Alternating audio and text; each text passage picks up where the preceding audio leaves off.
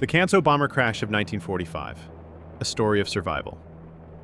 On the night of February 12, 1945, a Royal Canadian Air Force Canso 1000-007 bomber took off from Tofino, British Columbia on a routine patrol mission.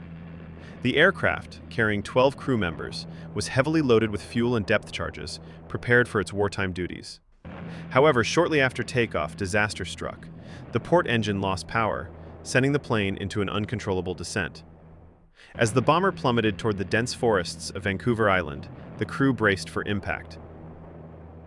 Canso, one of them still on the hurry, all the figures available, one engine out. We'll be attempting crashes on. In a desperate attempt to slow the fall, pilot Ron Scholes stalled the aircraft, reducing its speed just enough to prevent a catastrophic crash. The plane slammed into the treetops, tearing through the rugged terrain before coming to a fiery halt. Miraculously, all 12 crew members survived the crash, but they were stranded in the wilderness with burning wreckage and leaking fuel surrounding them. Unable to send distress signals via radio or flares due to the fire, the crew improvised a shelter using parachutes and waited for rescue. As dawn broke, the survivors heard the distant roar of an aircraft departing from Tofino Airfield. Seizing the opportunity, they launched a flare away from the wreckage, catching the attention of the passing plane. In a stroke of luck, the responding aircraft dropped a parachute flare, illuminating the crash site without igniting the spilled fuel. After 11 harrowing hours, the entire crew was rescued. The military later detonated the depth charges, leaving behind a 6-meter crater that remains visible. Good morning. We are in Tofino today. We are heading up to the Canso Bomber ruins that are located about 2 or 3 kilometers off the main roadway. This bomber went down in 1945 after shortly after takeoff. I guess they lost power to one of their engines. Came back around. They had 12 people on board when it crashed, but miraculously everybody survived. So we're going to go take a look at these ruins that have been here for a while and check it out. The trail takes off south from the main parking lot that you'll find on all trails. Nothing seems to be marked on that parking lot at all for the actual hike. So you'll need to have your own coordinates and or your own trail to go off of.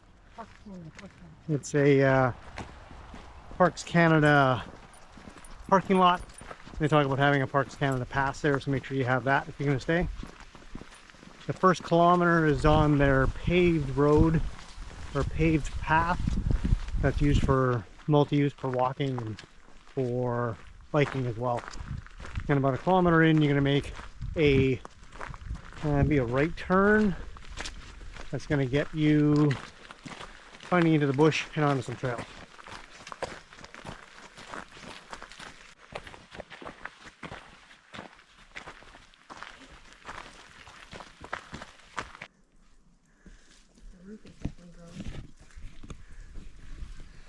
In case you're wondering, this is not the bomber.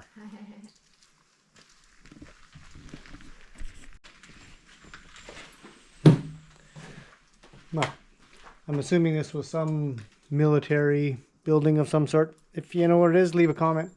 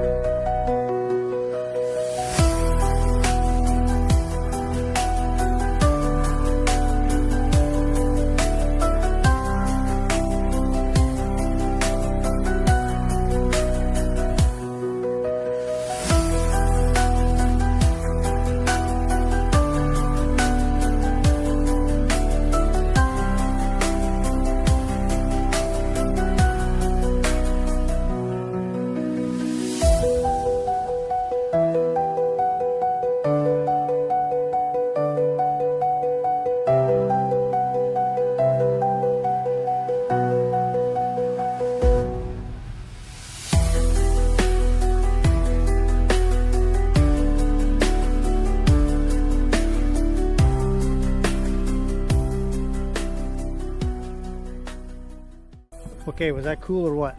Yep, very cool. So, not much left of that wreckage. As you can see, a lot of people like to put their 2 cents on the side, so that's kind of annoying with the public there, but otherwise, pretty interesting.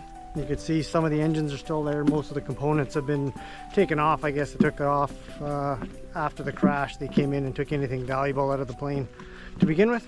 But other than that was super interesting. Definite recommend to come in here and have a look at it.